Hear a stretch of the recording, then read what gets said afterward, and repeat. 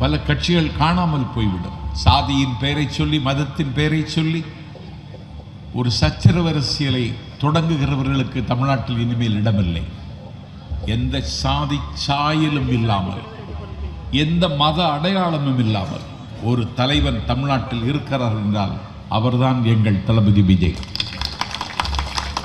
ECR Saravanan என்னை மேடைக்கு அழைத்து எங்கள் கொள்கை தலைவருக்கு மலரஞ்சலி செலுத்திவிட்டு நீங்கள் மேடைக்கு வாருங்கள் என்றார். இந்த நாட்டில் நான் பெரியாருக்கு முதலில் மலரஞ்சலி செலுத்தினேன். பெரியாருடைய கையில் காவி கொடியை கொடுத்து பெரியாருடைய சிலையில் காவி வண்ணம் பூசி பெரியாரை இருட்டடிப்பு செய்வதிலே சில பேர் மகிழ்ச்சி கண்டார்கள்.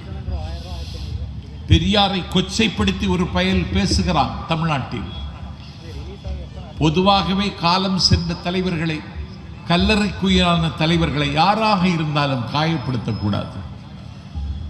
ஆனால் ஒரு தான் தோன்றி தலமாக தடித்த நாக்கு கொண்ட ஒரு தருதலை பெரியாரை நாளும் கொச்சைப்படுத்துகிறார்.